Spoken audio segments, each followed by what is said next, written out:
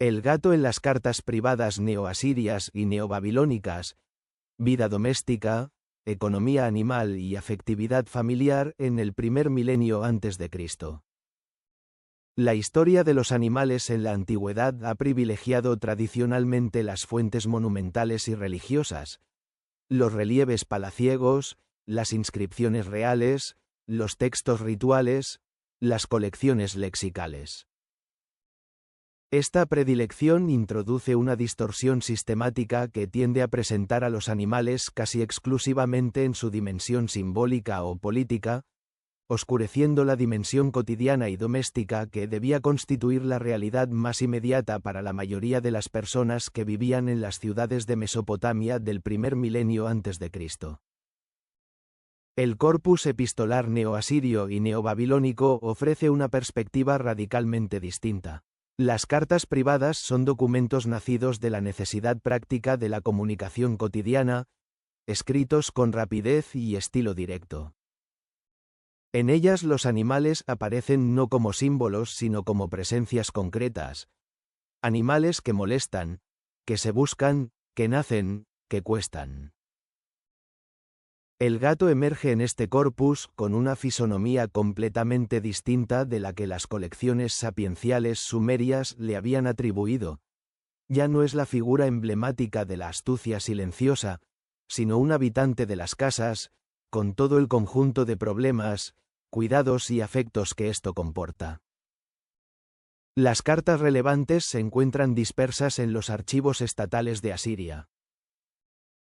La serie editorial iniciada por la Universidad de Helsinki bajo la dirección de Simo Parpola, que recoge el archivo epistolar de Nínive con adiciones de Kalu, Asur y otras sedes administrativas, cubriendo un arco cronológico del siglo VIII al siglo VII a.C., y en los archivos babilónicos del primer milenio, en particular los de la familia Murashu de Nippur, activa en el siglo V a.C. durante el período aqueménida. Debe precisarse una cuestión metodológica preliminar. Las menciones del gato en este corpus nunca son el tema principal de un documento. Aparecen siempre de manera incidental, como detalles dentro de comunicaciones que tratan de otras cosas. Esta incidentalidad es, paradójicamente, una garantía de autenticidad. Nadie escribía una carta expresamente para hablar de un gato, lo que significa que cuando el gato se menciona, la mención refleja una realidad percibida como suficientemente importante para ser comunicada. Entre las menciones más específicas figuran las que se refieren al conflicto entre los gatos y los palomares. La paloma de cría, denominada sumatu en acadio, era un bien doméstico de cierto valor, y su pérdida por predación felina se percibía como un daño económico relevante. En un texto conservado en el volumen 16 de los Archivos Estatales de Asiria, dedicado a la correspondencia de los funcionarios neoasirios con el palacio de Nínive, el remitente se lamenta de que los gatos presentes en su casa han comenzado a penetrar en el palomar y a matar a las aves, y pide instrucciones sobre cómo afrontar el problema. Un caso paralelo está documentado en una carta de época neobabilónica, en la que el remitente describe su palomar como sistemáticamente esquilmado de noche por un animal que, por las características del comportamiento descrito, silencioso, nocturno y capaz de trepar, es identificable con razonable certeza como un gato.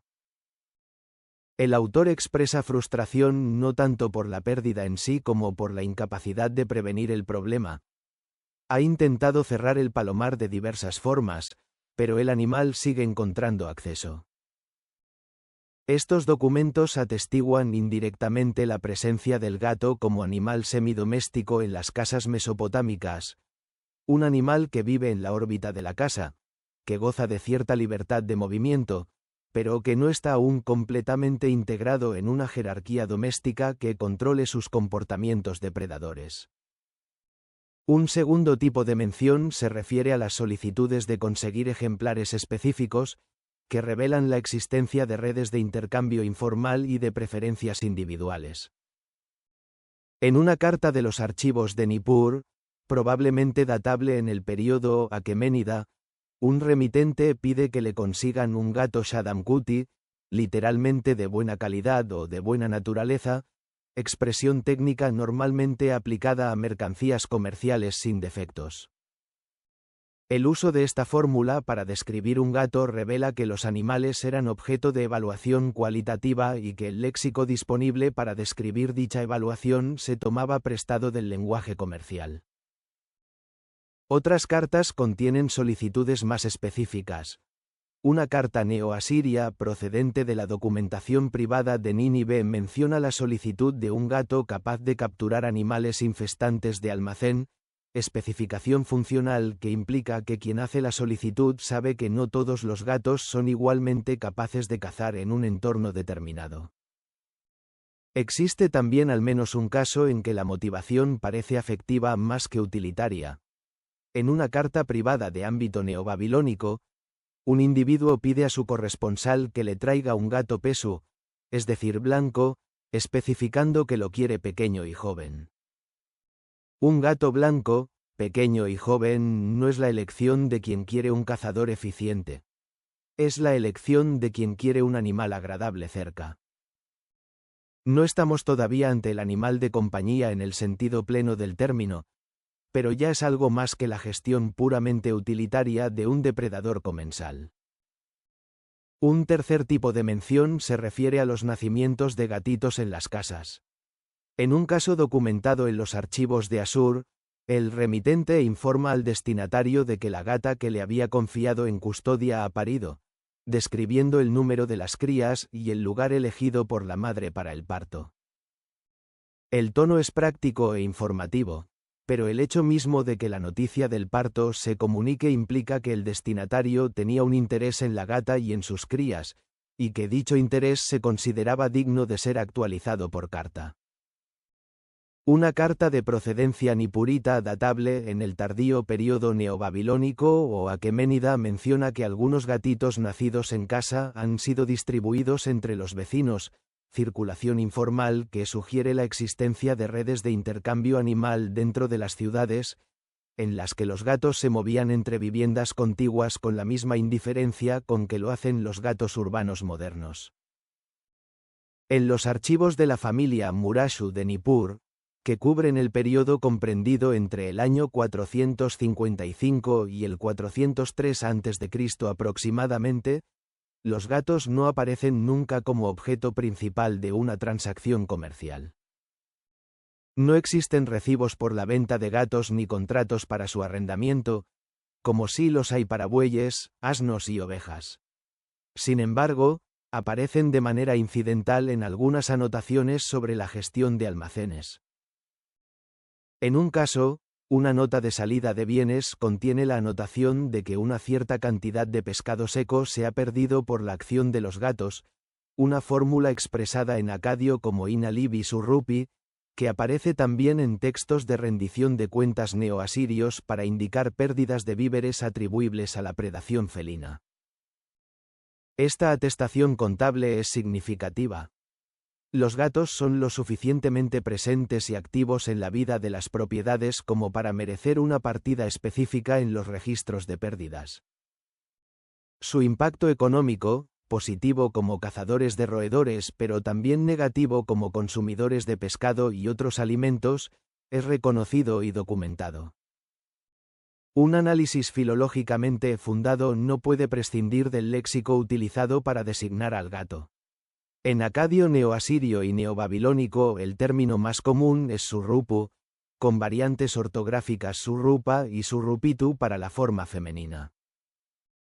En algunas cartas aparece también la forma suranu, que algunos estudiosos interpretan como variante dialectal o como designación del gato montés, la Felis silvestris, en contraposición al gato doméstico más integrado en el espacio humano. Esta distinción lexical es coherente con lo que se sabe de la historia de la domesticación del gato en Mesopotamia, un proceso gradual y no lineal en el que la frontera entre animal salvaje, animal comensal y animal doméstico era probablemente más porosa de lo que las categorías modernas tienden a sugerir. En algunas cartas el término para el gato va precedido del determinativo para los animales domésticos, lo que implica que el redactor consideraba al gato clasificable en la misma categoría que los animales de casa. En otros textos el mismo animal aparece sin determinativo o con el determinativo para los animales salvajes. Esta oscilación documental refleja probablemente una realidad ambigua. El gato del primer milenio mesopotámico estaba ya suficientemente integrado en el espacio doméstico como para ser percibido como animal de casa, pero era lo bastante autónomo en su comportamiento como para no haber sido aún plenamente conceptualizado como tal. La lectura global de las menciones del gato en las cartas privadas sugiere un cuadro de convivencia cotidiana más matizado y complejo de lo que la sola documentación monumental habría permitido suponer. Cuando se pide un gato pesu pequeño y joven, o un gato Shadam Kuti de buena calidad, o cuando se avisa al destinatario de que la gata confiada ha parido en un rincón del almacén, se está comunicando algo que solo tiene sentido en un contexto en el que el animal es percibido como entidad particular, no intercambiable con cualquier otro ejemplar de la misma especie. El gato de estas cartas no es ni símbolo puro ni instrumento puro. Es un animal que ha elegido habitar el espacio humano en sus propios términos, y que los seres humanos han aprendido a aceptar, con algo de dificultad y algo de afecto, tal como es.